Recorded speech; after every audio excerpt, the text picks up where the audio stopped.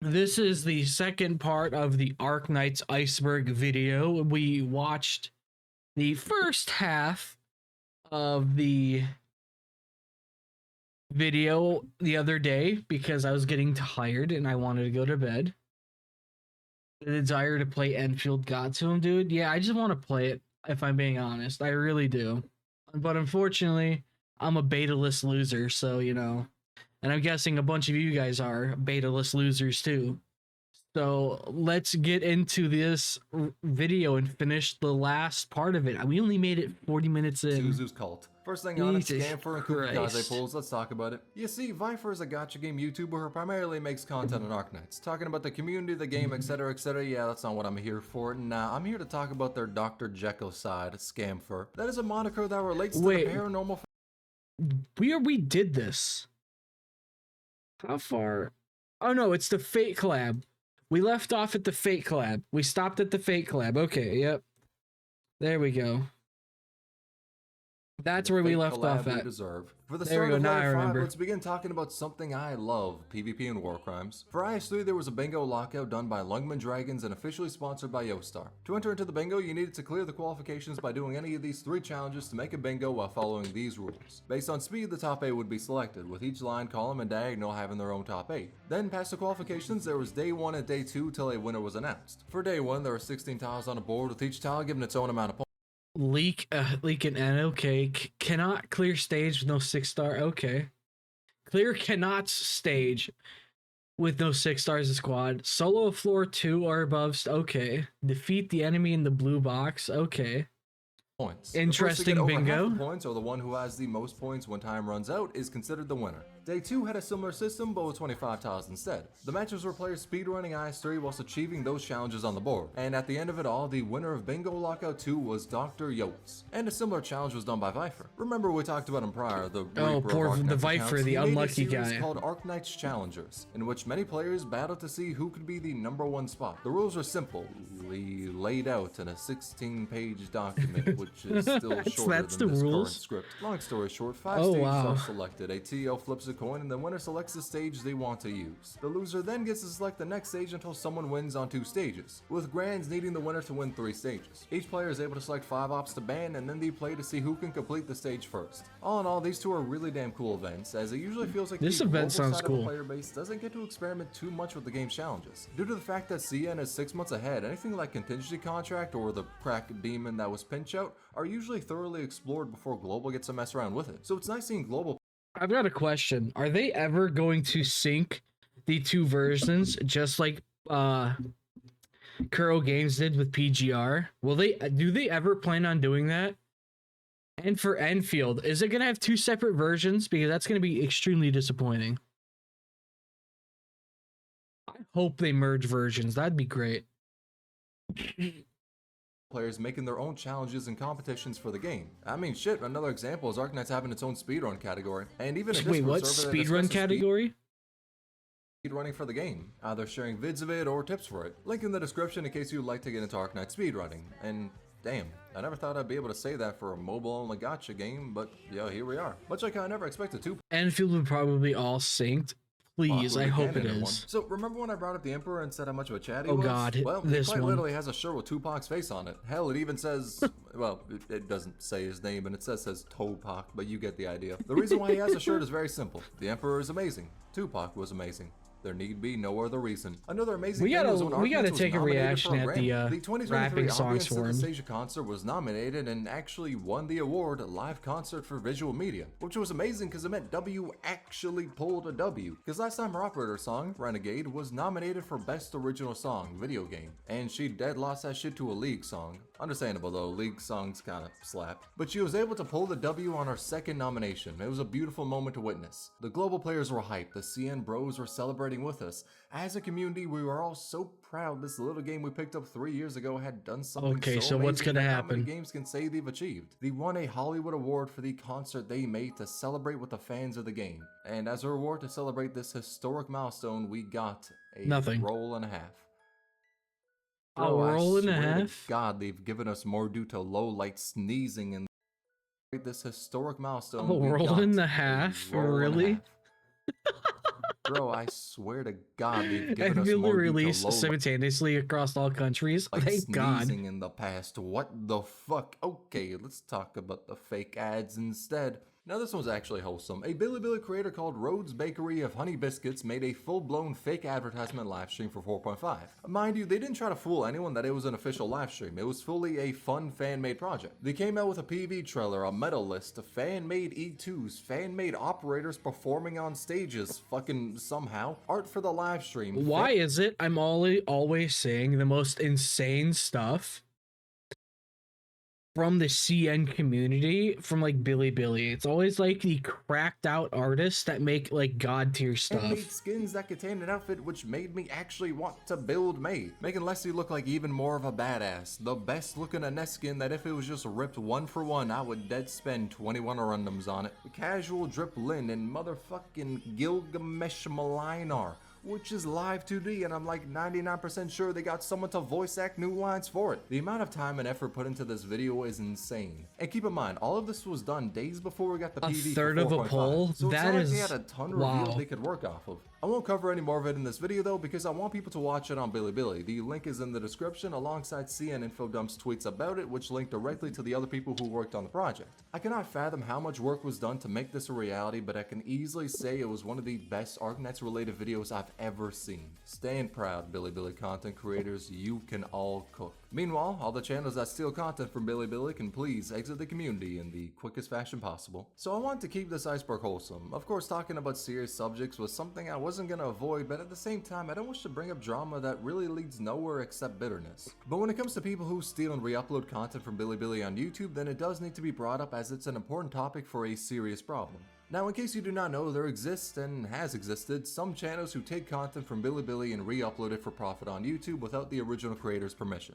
I will not name those channels as I hate witch hunts, and also do not accuse anyone of doing something like that with no. Yeah, I am aware that Arknights is way more popular in CN. I am very well aware of that. Just because they uploaded a Bilibili video. As again, some channels like Tactus ask for permission and give the revenue to the original creator. Now with that being said, let me talk about the funniest case of a channel that stole Bilibili content. So they ripped that shit, downloaded it, then hit upload on the MP4. Hold up, wait, what did that just say? What did that say again? What was that? Content. So they ripped that shit down. Oh, okay, I see. I understand perfectly. Yes. Where can I get that? Is that, can I have that for research purposes, please? Downloaded it, then hit upload on the MP4. In the description, they gave some brief link to the channel on Bilibili, said they had permission, they fucking didn't, then ran ads on it and gained money from the videos that lacked even the tiniest shred of their own work or talent being put into it. Then they took this shit a step further. They decided to upload event trailers and run ads on them. Now, some creators do that like Hazel Team, but the thing is, they don't run ads on them. But that channel decided to not only profit off the hard work of Bilibili creators, but they also decided to do that shit to Hypergryph, the company that makes the game. Which, yes, is incredibly dumb. I don't even think a tweaking crackhead would make that decision. What? But worry not, for they decided to somehow one-up that shit. They took the entirety of the first Ambiance Synthesasia concert and re-uploaded that shit on YouTube before it was officially available. And even ran ads on it. Now the best part about this is, at that time, the only way— I mean, I can't even really be mad about that. That dude's hustling hard. This guy that's stealing content, he's getting his bag before he gets arrested and sued for it. So, I mean, he's getting some money for like however long it happened. He probably got sued. The concert was by having a premium Bilibili account, basically YouTube Premium. Now, of course, you can easily watch the official upload for free now as it's been uploaded to YouTube, but back then it was a big deal. And overnight, Hypergryph really just said, "Imaginary technique, you're banned." And fucking eviscerated that channel, fully deserved. Out of all the examples of channels that have ripped off Bilibili creators, this is by far the funniest one. I mean, I wonder how much money he made before he got banned. Whilst researching this, I was gonna come on in and make a joke like, oh, I had to search past like 10 other channels that have done the same thing. Yeah, only problem with that being, it's no longer a joke. It's a fucking understatement. Looking into it, there have been many examples of channels being made that just re-upload CN creators as videos and make a profit off of it. Thankfully, the community is pulling a low-tier god and stomping out these channels, but they keep coming back despite us knowing their game because they keep smelling that syrup of the YouTube ad revenue. It's a problem. one that many people have put pain Isn't low tier god bald now or something like that? I could have swore that fucker's bald. Oh my god, you should kill yourself now. That's a joke, YouTube. That's a joke. I'm just repeating his infamous clip. taken hours I to should see ban fixed, you but will now. probably continue to exist as it's really easy to do and get money from. Hell, if one channel gets found out, create another in the same week. You already got the MP4s, only thing stopping you is your upload speeds. Which is why, as a community, it's best we continue to expose the channels who have actually done wrong. Don't falsely accuse people. And kindly tell Steelers to never browse the internet again. And within the spirit of having shit robbed, Why let's does talk about what Laplam happened with always look DMC. like a crack When it came addict? time for the Capcom collab announcement, when we finally had a stream to tell us just what it would be about, we waited with bated breath as they first talked about reclamation algorithm, and as they showcased the trailer for it, we heard it. The DMC5 main menu and voice play in the background.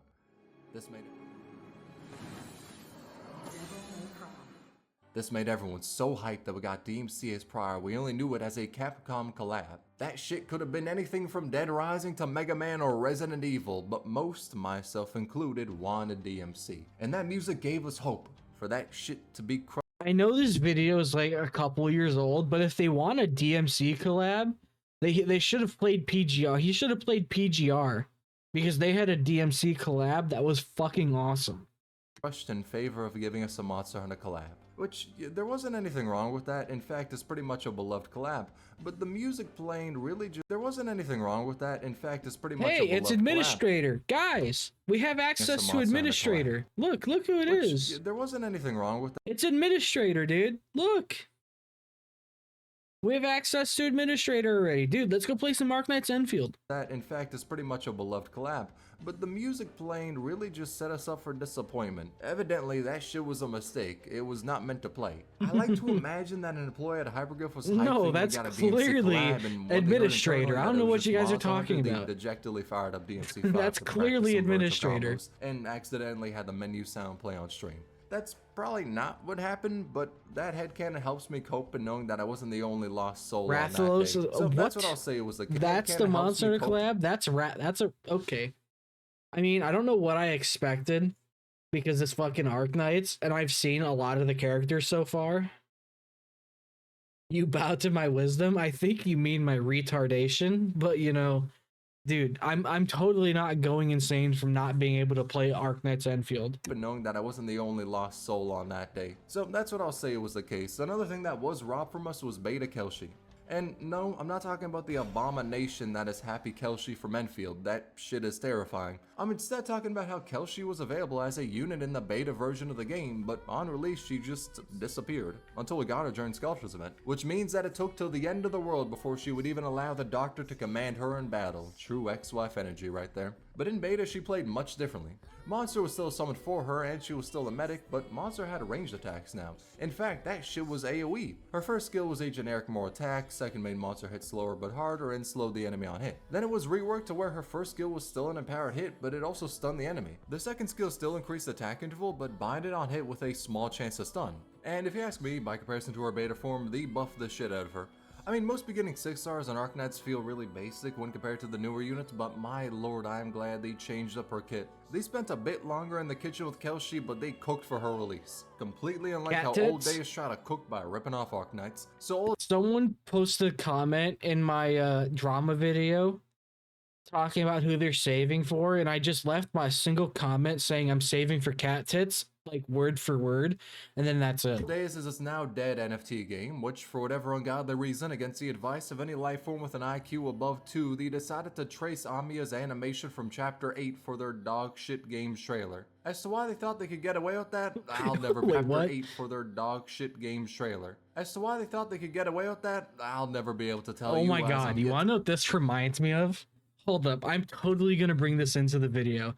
I gotta find this.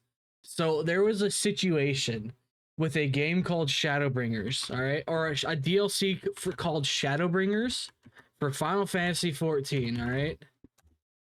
So there was a Chinese company, I think it was a Chinese company, all right. They decided to go like full retard and straight up copy their trailer one for one. I'm pulling this up right now. because this is hilarious to look at, okay? Like, look at this shit. This is a almost 1-for-1 copy.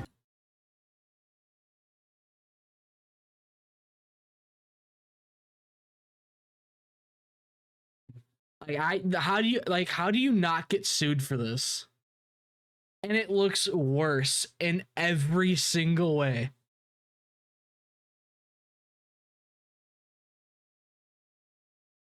Like, brother, how do you fuck that up so hard?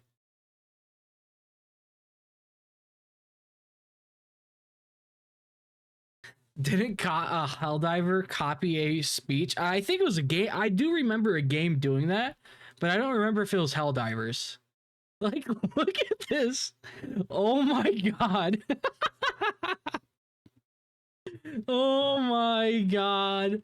They tried copying like the perfect game trailer and just failed miserably. Like, brother. As to why they thought they could get away with my that, god. I'll never be The able Marines to tell you, one, as I I'm have yet to no do enough idea. crack cocaine to put me in that same head. If you guys have not seen the Shadowbringers trailer, go watch it and you'll realize why I say it's literal peak. Space. A funny part. You pretty sure it's a YouTuber? Oh wait, yeah, no, it was that army general that literally did a Helldiver speech, and everybody was laughing about it. Is they decided to double down and say it was original and not traced. Wait, what? Same headspace. The funny part is they decided to double down and say it was original and not.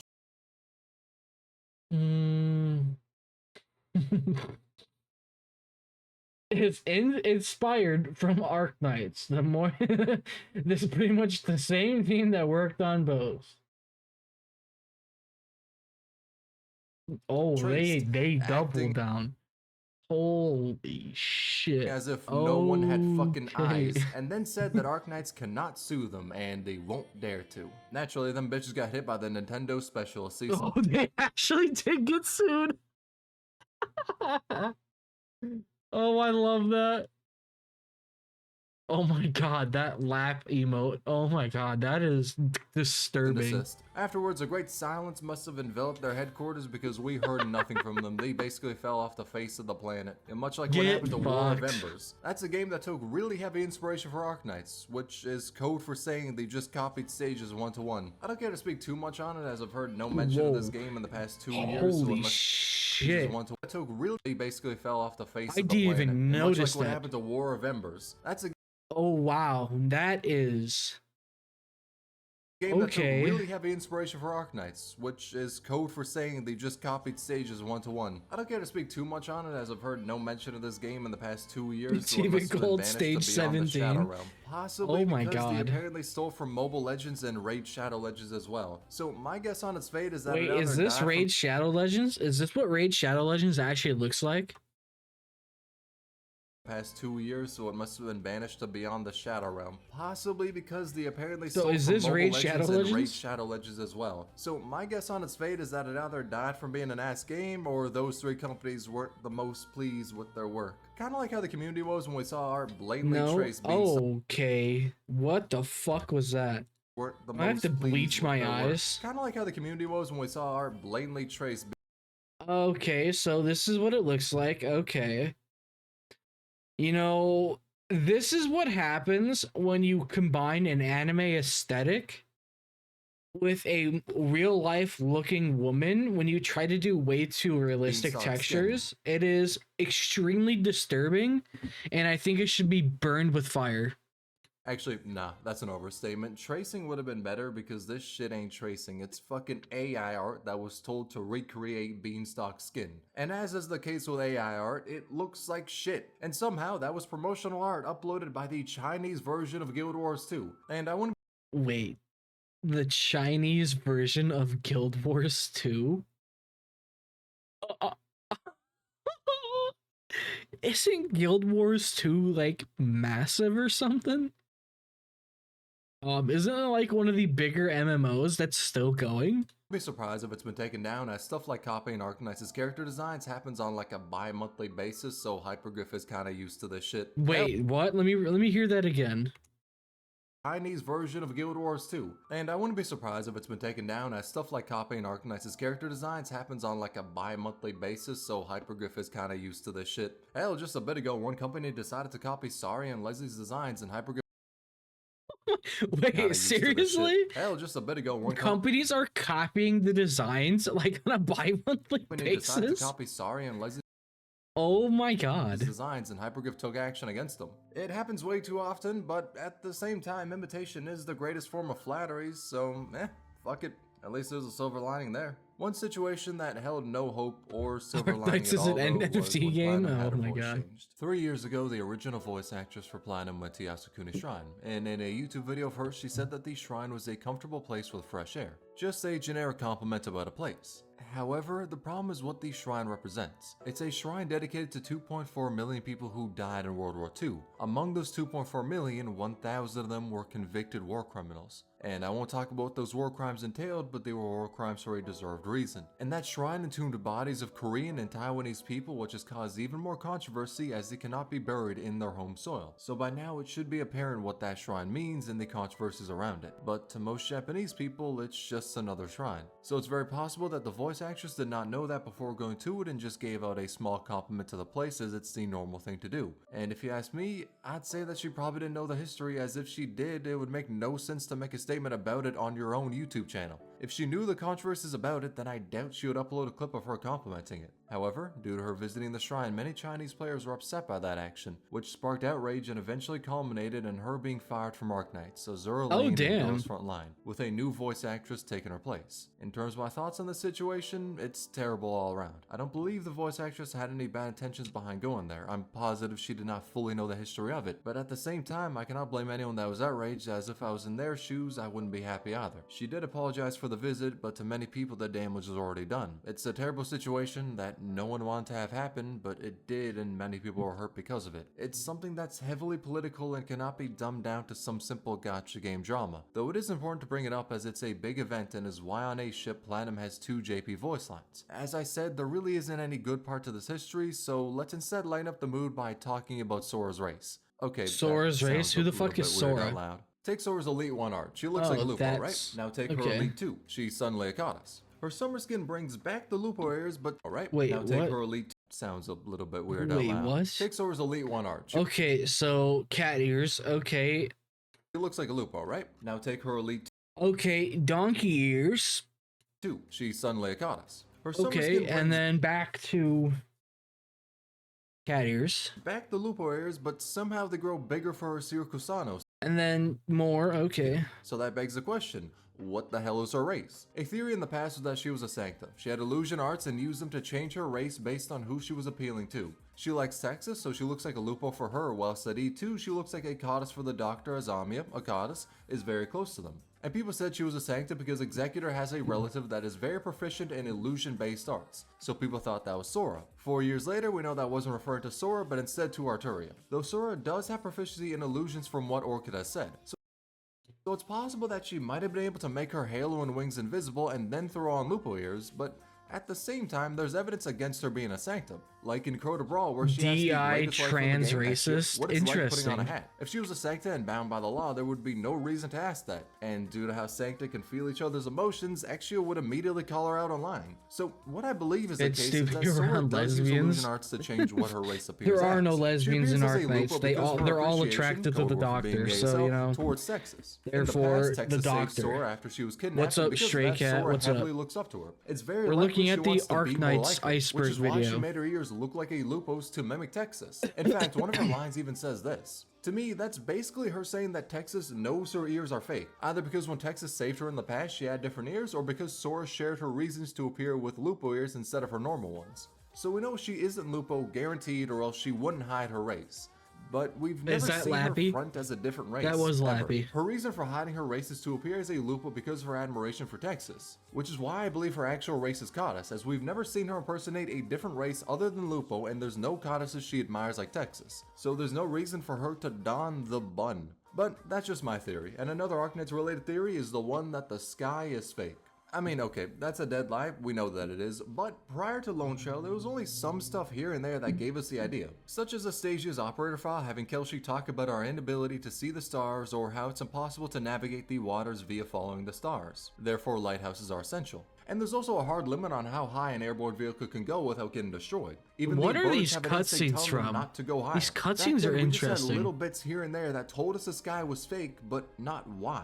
That is until Lone Trail came. Skip to here if you want to avoid spoilers. Though we found out that the sky is fake due to a barrier that prevents things from coming in or going out. This barrier also warped light so people couldn't accurately observe what was Event beyond teasers? it, thus Okay. leading to the inability of accurately charting the stars. That is until Christine Wright blasted a hole through the fake sky, the star pod, to finally accurately observe what lies beyond Terra. And when she opened the star pod, people were able to see one of the twin moons clearly for the first time. I'm gonna We do forget not know all of precisely this why in the star pod next was 3 created. days. One theory is Watch. that it was made to prevent Organium from leaving Terra. Another was that it's a defensive measure to prevent the disaster from above that wiped out the Ancients. We may not know why the fake sky was made yet, but I could say that it was amazing seeing the truth of the sky be revealed in Lone Trail.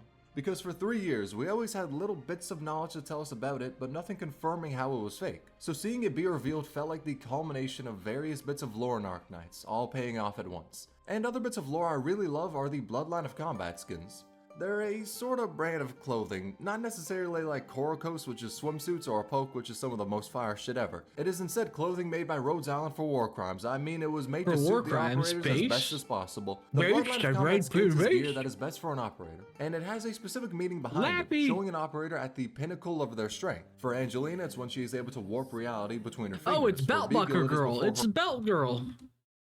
of their strength. Did For she have like Angelina, it's 20 when she- belts? Yeah, 1, 2, 3, 4, 5, 6, 7, 8, 9, 10, 11, 12, 13, 14. Wait, hold up. I'm going to recount that. 1, 2, 3, 4, 5, 6, 7, 8, 9, 10, 11, 12, 13, 14, 15, 16, 17, 18, 19, 20. How many more belt buckles does this woman have? She's able to warp reality between her fingers. For He Beagle, went to it is the before Final her Fantasy marching X outfit. Malapart when as a soldier, Yeah, dude, she yes, has gotten the obviously. strongest. Helliger shows his time in the Blood Peak campaign with his best friend behind him. Skydes is when Ashara Mallah takes over her body, and Gladius is right before she leads the charge to take her homeland back from the Seaborn. And this is why Bloodline of Combat is my favorite set of skins. It is raw as fuck. Now the most important takeaway is the fact that Exia is yet to get her Bloodline skin, which means that Exia Alter is a guaranteed thing that will happen in the future, and I am not huffing stray copium. Much like how many simps were huffing copium when people were talking about Mudrock X Logos. So, this ship is hilarious. It became a thing when we saw Logos save Mudrock from Lathania casters. He was in the area, saw her squad getting hunted, and decided to save them and bring them to Rhodes Island. He saved her life, which caused many people to ship the two this of is them, gonna as be whenever insane, it comes to isn't fiction, it? simply exchanging pleasantries is enough of a foundation to write the raunchiest 40-page sex scene. Now, thing is, some Mudrock What? simps want the way of the raunchiest 40-page sex. Simply exchanging pleasantries is enough of a foundation to write the raunchiest 40-page sex scene. Now, thing is, some Mudrock Can I get a link simps to that, please? Can someone link me that? I'd want the appreciate way that. of FGO players and weren't the most happy about the ship. When I mean some, it was really a negligible amount, but it was still really fucking funny. However, here's my advice to any of you who are going the way of that one Limbus Company reviewer: touch grab. Okay, I gotta read this. I'm dropping this game. PM clearly doesn't know how gacha work. All of those early system-related blunders made me still believe that releasing the alt form of the main girl being obsessed with another guy, yeah, I've seen where this goes. I won't pay any more money for garbage like this. You better believe me when you will get an influx of all the scum of various communities flocking into your fan base as you draw as much cuckold porn of Faust and Sinclair and any version of themselves and Dante watching in the corner. FGO people unironically tried to warn us that we'd get, I don't know what the fuck that's supposed to be, and it actually happened. Dropped. I'm what some would consider a whale or leviathan, depending on your definition, okay, Jesus Christ, that spent $700 on this game. That even if it's not that much money for me, I actually regret it. What? Yeah, this is about Limbus Company. I know he said that, and also I could see it right here. Limbus Company. I just wanted to read this. But also, remember Sigma Rule 99. If Mudrock loves Logos and you cannot handle that, then you take the Sigma route. You fuck Logos too. From there, You fuck locals too, exactly. You fuck both of them. There you go. you got two So what? Is the MC in Limbus Company a cuck or something then? Like what? I'm confused. What's going on here? Like, why is this guy mad? birds with one stone. There's no need to complicate matters. There's nothing more manly than domineering another man. Exactly. Everybody should live by this rule. Like, if you're not going to grape another man just to prove a point, like, what are you doing in life? Obviously.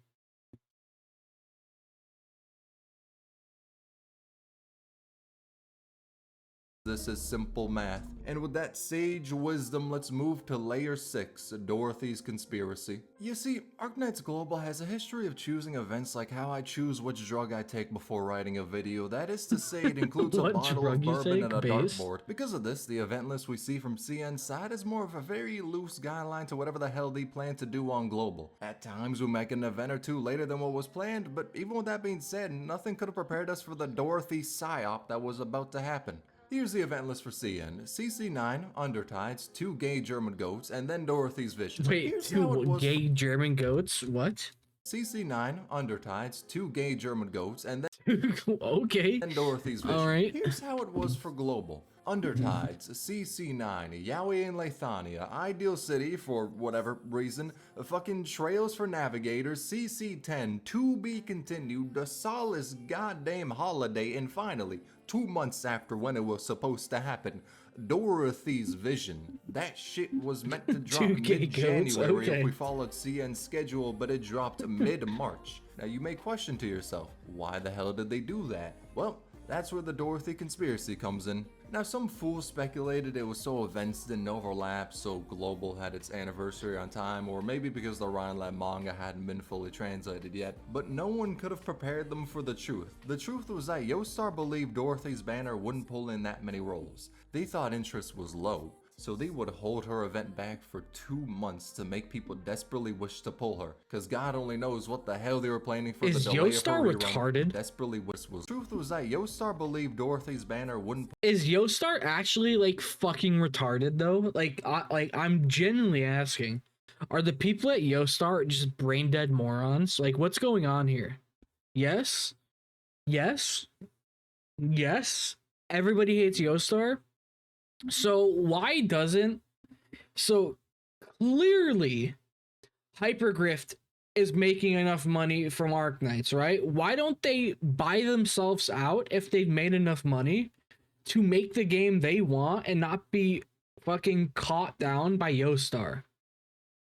Like they have to have made enough money, because there's no way in hell a game that looks like Arknights costs that much money to fucking keep running. There's no way in hell it costs that much money. Like, what's going on here?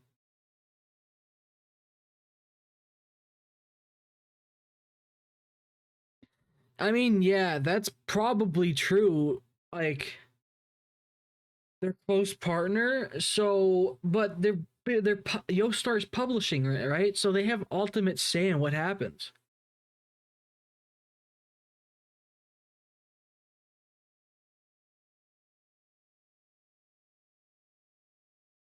I mean, I'm just worried because, you know, I'm gonna look into that whole Stellasaurus stuff.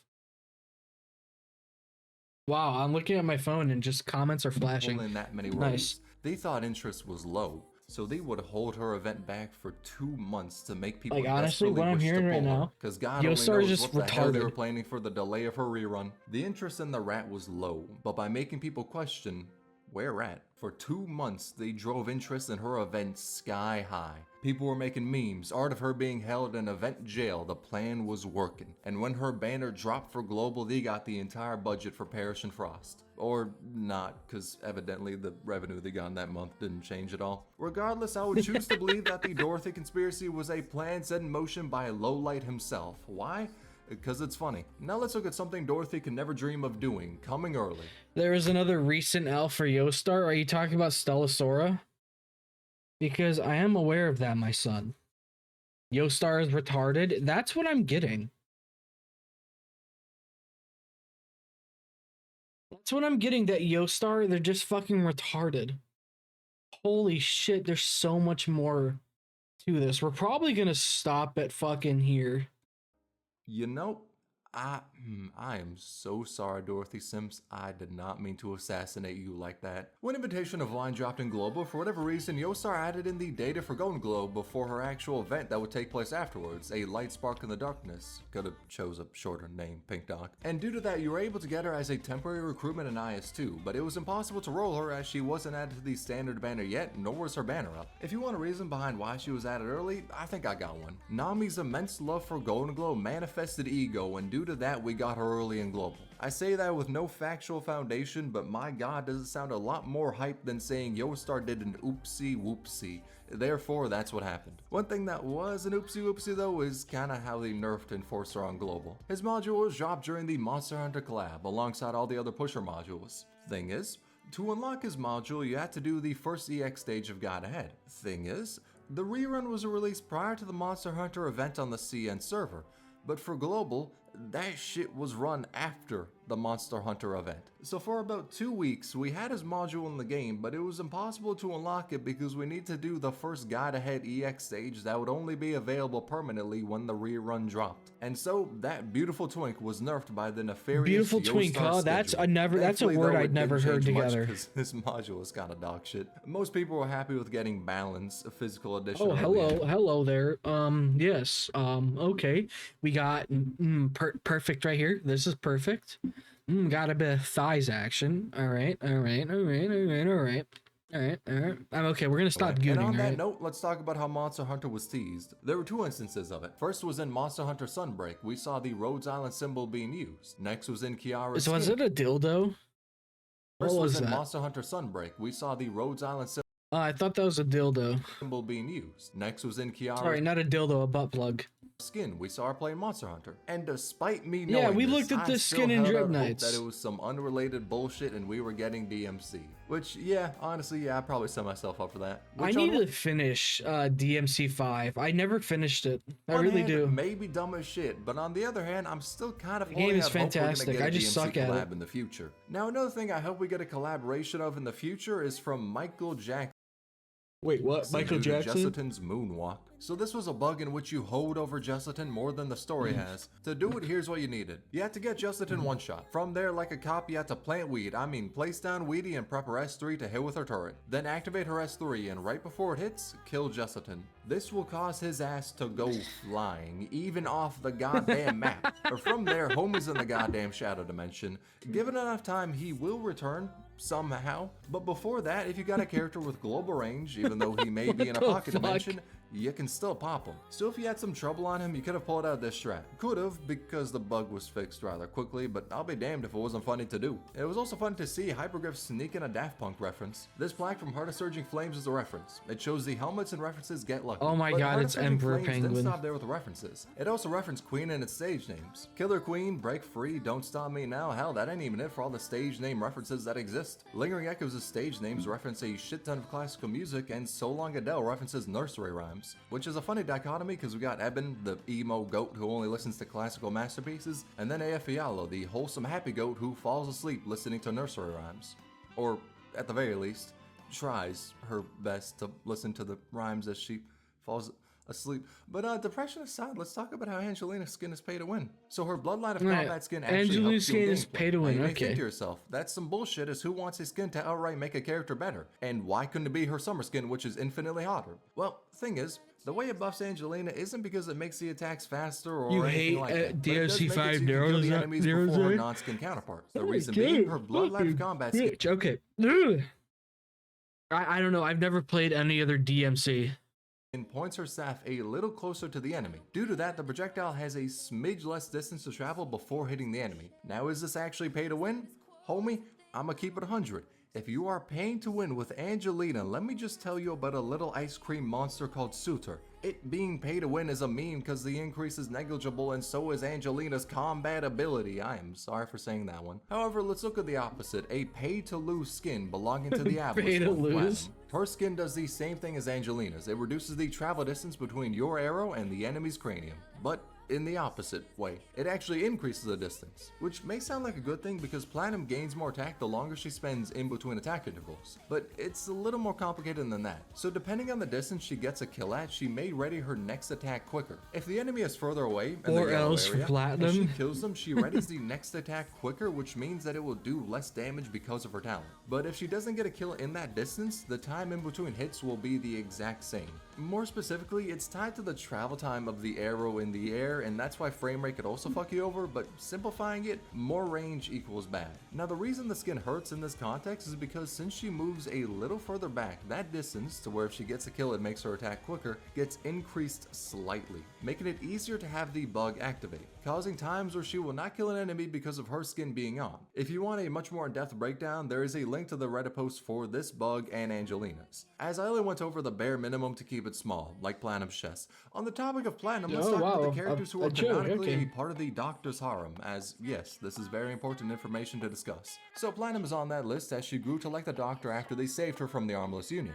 Gravel is too. In fact, her intro dialogue is her literally making out with the Doctor. Though the mask always stays on, so it was probably closer to the Doctor watching the equivalent to a fish sucking on glass as opposed to a Wait, full-blown kill. what? Closer to her literally after they saved her from the Armless Union. I gotta Gravel listen is to that too. again. In fact, her intro dialogue is her literally making out with the Doctor. Though the mask always stays on, so it was probably closer to the Doctor watching the equivalent to a fish sucking on glass as opposed to a full-blown kiss. Angelina also loves the Doctor, and so does Blue Poison. Unfortunately, that love has a table and bird combo to overcome. There's also Scotty. One really wholesome thing about that is when the Doctor is mentioned in Undertide, she smiles a little. Granted, her alternate form killed all life on Terra because of that love, which maybe isn't the most wholesome, but we could ignore that. Moonwood loves the Doctor as well, because you read Lone Trail, that's all the info you really need. The less wholesome side of that one though is Holahack, and the pinnacle of them all is Exia. The only foundation I have behind saying that is how she calls the Doctor her savior, but to me, the most insane Exia simp, her simply saying she's going to a hospital is enough reason for me to ship her with the Doctor. Now there are some maybe ones like Penance, Reed, and Dorothy, but the ones I've mentioned, especially Exia, are the most blatant ones. They're almost as blatant as the whale skeleton. So in case you don't know, this is a pic of the Rhodes Island landship.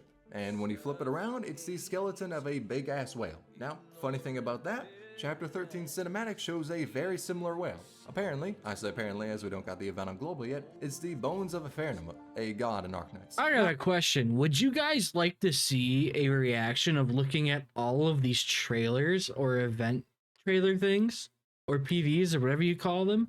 Because I think that'd be fun. Turns out, this bitch can teleport to a different dimension. I don't know what the connection is between this whale and the one in Rhodes Island, despite the fact that they look the same. I also don't know how that teleport shit works, because we're yet to get the event. But it may be possible that in the future we can teleport to a different dimension. And hopefully by then the base will be out of beta. We all know it won't be. Just like how we all know Arknights creators will get hacked. So this is an actual serious topic. Throughout the years, many Arknights content creators have gotten their channels hacked. Dreamy did in the past, Tactus too. Nekugitsune, Isaac Wolf, Beyond, hell, even I got a scam email. At least I'm pretty sure it was, cause the link's URL says this when you hover over it, and if it ain't a scam, then BlueStacks, you need to step up your game. But I got this email back when I created like 7 videos on Arknights, most of those being the shittiest unit showcases you have ever seen. And I got one. I don't know why this is the case, but it seems Arknights creators get targeted a lot for scams. Thankfully, in every case where someone got scammed, the entire community banded together, informed people on what happened, tweeted to YouTube, and made sure the creator who got hacked was fine. It's shitty to see happen, but it is heartwarming for the community to come together like that and help the person who was affected. It really shows how amazing this community is. With that being said, let's move into layer 7. So wait, hold up. So people were getting hacked a lot. And they were, so what? Were they just clicking random links in their fucking emails or something? Is that a thing people actually do? Click random ass links in your fucking emails? Brother. Do you want to know how often I check my fucking Gmails? Like once a month. I'm not even joking. The only reason why I've checked them as often as I have, like the past couple weeks, is to see if I can get access to fucking Arknights Enfield. That is literally the only reason why.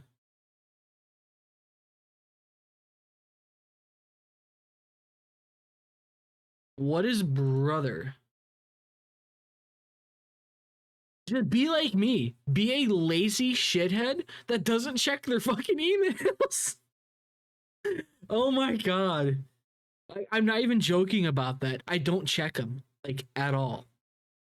And it's probably like depressing that I don't do that.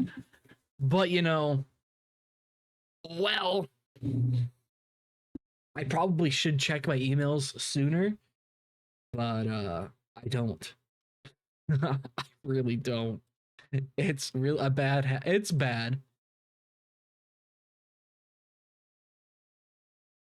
Oh Lord.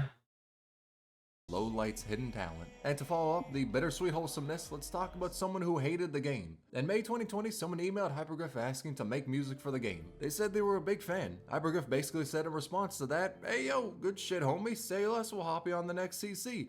I may have paraphrased a little, but you get the point. So they had them create some work for Operation Cinder. The composer suggested a song similar to Strayer from Taishi, and Hypergryph followed that up by wanting another song similar to Calling from Rejection. Fast forward a bit, Hypergryph got the music from the composer and went, "Right, that shit works, we move." Turns out, the music was plagiarized. And not from any wacky source, nah, it was plagiarized from the damn references themselves. I do not know how the hell quality control missed that shit, but they found a way. Then naturally, people I wonder how many people got fired for this. I wonder how many people got fired. brought up how the music was plagiarized. Hell, that shit was brought up the same day the CC dropped. And the person who, I'm gonna put heavy quotations around this one, made it, dead said Hypergryph told him to copy it, due to Hypergryph suggesting a reference. The truth was that they are meant to be used as references, but not copied from. Now, this may seem weird to do all this bullshittery, because the person originally said they were a fan of the game, so why are they doing all this shit? Turns out,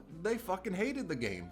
And I ain't talking about some little old, I ain't feeling it. Nah, this bitch despised it. They were well known on Weibo, basically Chinese Twitter, for hating on Arknights. And the plagiarism plot was meant to hurt the company's reputation because they just hated Arknights that much. Then in Hypergryph's statement on the matter, they stated how their contract said that all content provided by the other party must be original content. So they fired him. The actual impact of the drama didn't result in much after Hypergryph's statement. They basically aired out all the concerns and showed that the person copied these songs without Hypergryph's permission or want. From there, they dropped the songs from the game in the OST CD, replaced that CC's music, and launched a ballistic missile at the plagiarist's house. Hell, they want to stick Gummy on their ass. And in case you don't know what I mean honestly by that, agree and with are the ballistic confused why missile. they would send Supa's favorite character in fiction at a Actually, you know weirdo, what? Instead of sending a ballistic missile, how about they just contact the Steam assassins, the guys that get your accounts back on Steam, and just have them do their work? Like, let me explain you guys know about the Steam assassins, right? her habit. Obviously, So they're Gummy has a 100% habit is real. a line that is said a ton in Children of Ursus. The explanation of the habit goes like this.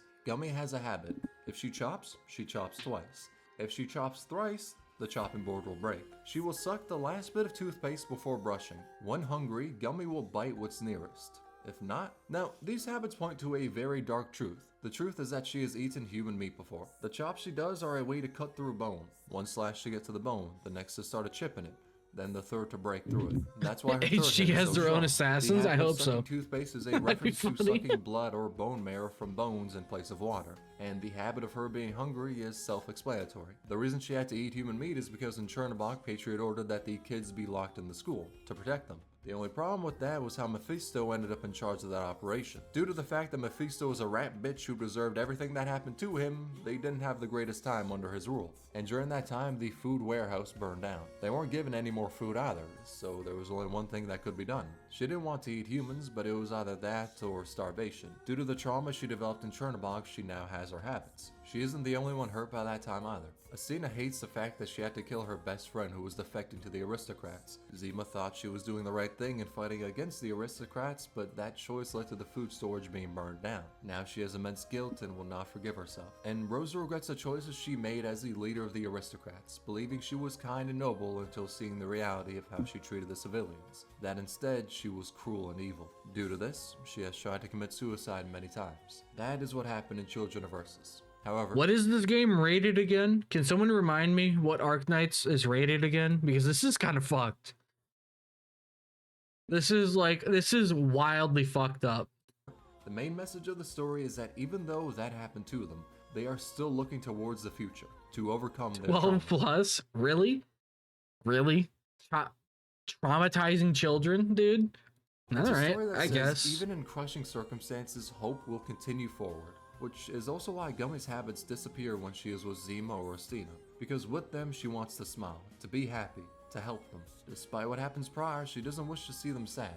That is the story of Arknights in a nutshell. Even in the most depressing situations, hope will prevail. But there are a lot of depressing situations, like Colossus's. Her name is Joyce Moore, and she decided to partake in an experiment that would test if Originium could store past memories. If so, people can study Terra's history through Originium, which is why she signed up for the experiment, to have Your an Originium 4-year-old device kids plays implanted onto her Arknights? brain. If the Interesting. operation was successful, they could see so much of Terra's history. However, I'm gonna say something controversial that doesn't even relate to the video, but if your game has gacha in it, it should be 18 plus regardless, because it's fucking gambling. I don't care if your company loses out on sponsors. Fuck you. Stop advertising to kids. Your game is just literally has gambling in it. Fuck you. the experiment did not go Now as back planned. to the video. A failsafe activated which kept her alive, but she was changed permanently. She now hears a voice in her head that Yeah, no, fuck you and fuck your company. Stop advertising to 12-year-olds. Your fucking gambling game. does not speak any known languages. And to ease And the I'll say that for every damn fucking company that does gacha, dude. I don't care how good your game is. Your fucking game is rated 12 plus. Like, okay, shitters, dude. You're just literally fucking taking advantage of kids with their gacha systems, brother. Like, fuck you. burden on her mind, she now needs to speak like a machine, which is why she talks the way she does. The experiment was deemed a pioneering achievement, but Joyce Moore was significantly hurt as a result of it. Now naturally, after an experiment that changed someone's entire life for the worse was just conducted, the person who did that had the really genius idea of, let's do that shit again, because they want to figure out what the voice in Talopsis's brain is. All in all, I think we could say it together, fuck Columbia. Let's instead talk about something worth theorizing on, the Sarkaz caster leader. So this slacker, esteemed member of Reunion, appears in nowhere. They are listed in the Darknights Memoir Annihilation enemy list, but they don't actually appear in the stage, or at all. In Who no is stage that over the course of the character? game's God lifespan damn. has this motherfucker appeared. Until recently. In a stage for Reclamation algorithm, they finally appeared. As to why it took them years to come out, I don't know. Maybe they were getting milk, maybe they saw Sutra in the medic arm she has and said, I ain't dealing with that shit. Or maybe they were just too busy being an otaku with Hordier.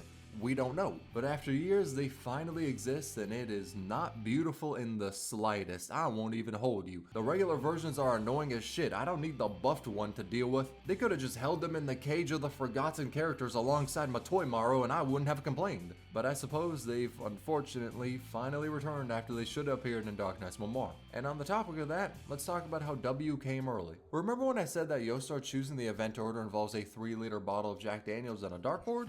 Yeah, this is a prime A example. 3-liter of that. bottle So of in Jack CN, during Daniels? Darknights Fuck yeah, Memoir, dude. Midway through it, they got W's banner as it They was know how to Arknights' party. first anniversary, and they are able to roll for her, have RNG screw them, etc, etc. Now after Darknights Memoir, like 2 months after it, they got Twilight of Olamont. And in that event, there was a stage where players could use W. Even if you didn't have her, she was available to use. Now on global side of things, we got Twilight of Olamont 2 months before the anniversary, before we could even roll for W. Mind you, that stage still existed for global players, which means that due to Yostar's unique schedule, Global got to play with W 2 months before they were even able to roll for her and have RNG screw them out of getting her. And I gotta say, Yostar, give me some of that shit you take before making the schedule. Your boy is heavily intrigued by that black market Honestly, shit. I think the drugs that they take over at fucking Yostar and Hypergryph are the same exact drugs Lockheed Martin used in the fucking 70s and 60s to design their you stuff. got your hands on. That's some of the Especially good whatever shit. Hypergryph was taken when they made Frostleaf weaker after Elite 2. So, fun little fact, if you've E2'd Frostnova at home, you have inflicted permanent account damage. That's because you unlocked her Permanent talent at account Elite 2, damage? which increases her attack speed interval by 0.15 seconds. But in return, you get a whopping 2 tiles of extra range. Yeah, this ain't no Full Metal Alchemist equivalent exchange. This shit is just ass. It is not worth it. Especially when you look at how both of her skills slow the enemy on hit. Dog, I want to be swinging with her, not regretting E2ing her. Which is why E2 makes her What's weaker, up, because Onyx? you make her roll of bind and slow worse as she attacks slower whilst giving her a bit extra range. Maybe in the future they can make her E2 worthwhile by giving her a god tier module that gives her the ability to freeze. I mean shit, she's called Frost Leaf. But as of right now, without being able to do that, homie might as well be called Summer Breeze, as her current code name might as well be a catfish. It's tragic, even 12F as a developer. Did they ever buff Frostleaf? Did they ever do that? Is she decent now? Or did they fix her? Or is she just, or is she still in the same state?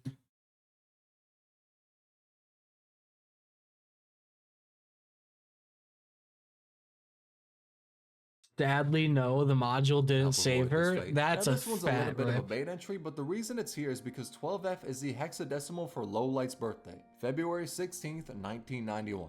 In hexadecimal, it's 12F CE 48. Now, two interesting things about 12F is that Lowlight made his design back in 2014, and in the artwork you can see the person who speculated to be his friend, Owl, in the art. But the more interesting thing is how he was in the final secret cutscene of Chapter 8. In it, 12F was talking to the doctor, but the final bit he said, provided you chose the right dialogue choice, felt like the developers talking through 12F. I won't go over all the dialogue, but you can see it here. The most important thing though is how they said the future will unfold differently depending on the choices you make. Now what that means, we don't know. It could be telling us that the Doctor will have more agency in the future chapters, which has proven to be true in stuff like Break the Ice, Vigilio, and Lone Trail. It could also be saying that the choices in Arknights may affect the later story and stuff like Enfield, or it could just be some random thoughts of a senile lizard. We don't know, but I feel like that cutscene was made with Senile purpose. lizard. We're just yet to Okay. fully see what it Alright. means. But in the future, I'm willing to bet that we'll see what hypergryph is cooking. For now though, let's talk about Say Gex. So Andrina left Scatty Inspector is a little joke originating from this line. Now, it do seem high-key gay, but I won't even hold you, but it might mean something different. It might be meaning that she is the same kin as Scouty Inspector. Now, as I said prior, they are Abyssal Hunters made from the blood of the Seaborn, and Andrina may be one of them. Hell, she's even in the faction on the network chart. But that begs some good questions. Why do the Abyssal Hunters not know of her? Why is she unsure of her feelings towards them? Why doesn't she have the same physical strength as them? And why does she not have red eyes and white hair? I mean, gameplay-wise, she is one. The buffs for Abyssal Hunters works on her, and even Galagia's base skill does. Where evidence stacks to show that she is one, it also builds to say that she isn't.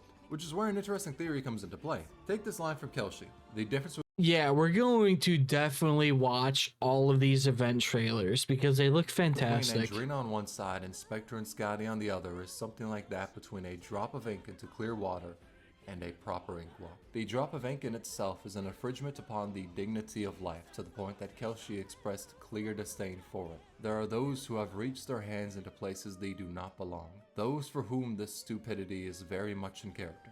Then in the past, Andrina said she was involved in something as a child but wasn't given many details. However, currently she is often taken to a Barian court over her weapon because it looks like a gun, only to explain in court over and over that it's a crossbow taking the appearance of one. The thing is though, they shouldn't need to take her into court over and over because of that factor. Instead, it seems like they're using that as an excuse to look for something, which has made people speculate one of two things. Either she is Aberia's attempt at creating an Abyssal Hunter. They try to make one and it failed, but they often check back on Andrina to see the results of the experiment they did when she was a child. Or that she is the Church of the Deep's attempt at making one. We don't know for sure, but based on Kelshi's dialogue, I view either theory to be likely. It sounds about right for the shit show that is Terra, so I view them to hold a lot of water. But they're yet to be confirmed as canon. Though, if you want to see more of the theory, link to it in the description. Let's instead talk about her other identity, Lowlight. So this is a cosplay of Andrina. Deadass, it looks really well made. Amazing cosplay, all in all 10 out of 10 work.